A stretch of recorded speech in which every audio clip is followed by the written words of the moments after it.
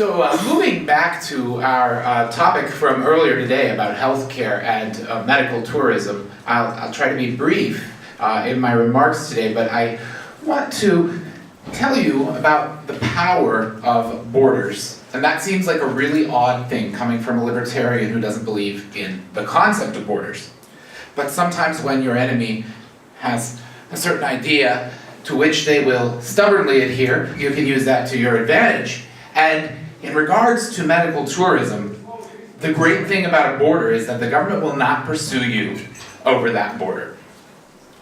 So, maybe a year and a half ago, I met an honest progressive. And that sounds like a contradiction. Usually, at least intellectually, they tend to be dishonest, and usually personally as well. But I met an honest progressive and we discussed the minimum wage. And the progressive agreed with me that minimum wage laws create unemployment. And so you may ask, well, why would they continue to support a minimum wage law if it increases unemployment? And the answer is very simple. They told me, well, we have a welfare state. They had no problem causing unemployment because they know that those unemployed people can be placed on the government dole. And in the mind of someone who believes in government, dependency is a great virtue. Need is a virtue. It's something to be catered to. And taking care of oneself, that's an anti-social or a subversive thing. I think taking care of yourself is in fact one of the most subversive things that you can do. In the United States, but I think pretty much all over the world, we've got what I call as government dependency traps associated with our healthcare. And I'll just tell you a story about my own hospital, a hospital where I am the director of hospital medicine. Just a few months ago, I needed an EGD. That's a procedure where they place a camera down your throat and look at your stomach. And so I went to the surgeon at the hospital and I said, can I please get you to do an EGD for me? She said, sure. And I went to the CFO of the hospital and I said, well, I have a high deductible medical insurance policy, so I know this isn't going to meet my deductible. Can you just give me a good price and I'll pay you cash up front, and then that'll be that? Well, they said, sure. There's a 65% cash discount. And I thought that was pretty good. So they finally got me the price, or at least most of the price, because they couldn't figure out everything. The hospitals in the US can never figure out what their services cost. But it came in somewhere around $4,000 when all was said and done for a 15-minute procedure. And so I looked at that and I said, this is ridiculous. And I said, no, I'm not going to be having the procedure done here. And I went down to Mexico, in Tijuana, and I had the procedure done in Tijuana for $350. And so what you saw was that in the United States, a hospital was behaving this way, in an exploitative way, and refusing to deal with me in a good faith way because they didn't have to. And they were doing this because they felt they didn't have any competition. There aren't that many people in the United States who are going to say, oh, you're charging me that much, goodbye?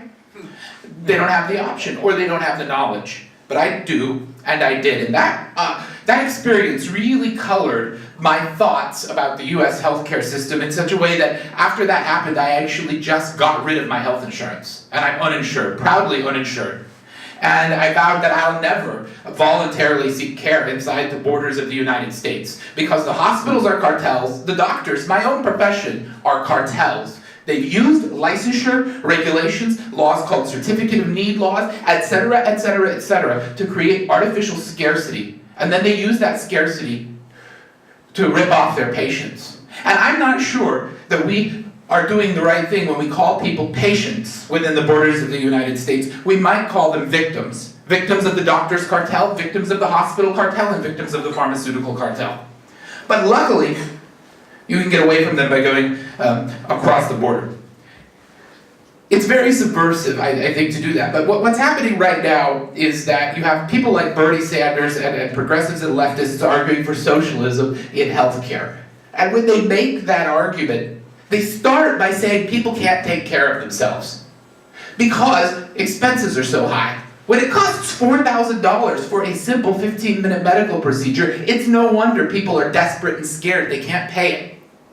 But when you realize that it's available for a much more reasonable amount south of the border, you realize you actually can take care of yourself. And this gets us back to that progressive I was talking to who was okay with the welfare state.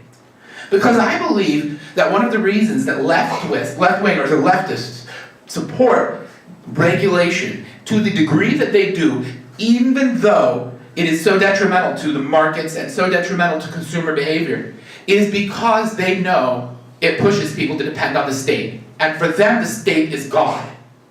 So when you think of it in this way, medical tourism is one of the most subversive things you can do, because you are actually stepping out of the government's dependency trap, and you're standing high with your head up and saying, I will take care of myself. That's very libertarian.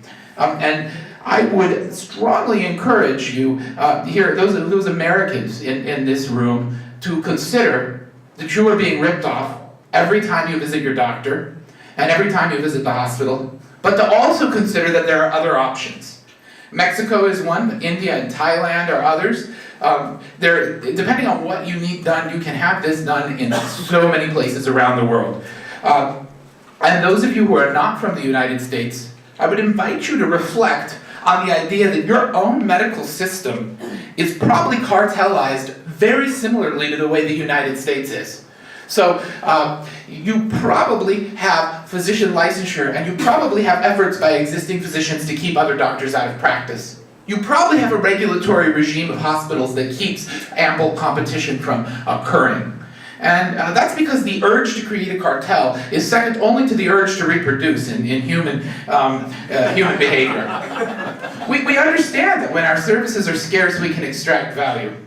But I would argue that while we are probably a lot of political activists in this room, we need to live libertarian lives personally, and that means being in the driver's seat of our lives, and it means standing tall and taking care of ourselves.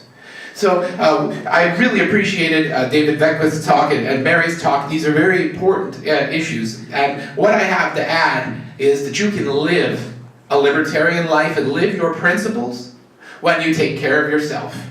So with that, I'd like to conclude and say thank you very much, and I don't think we have time for questions, so if anybody has questions, I'll answer in the hall.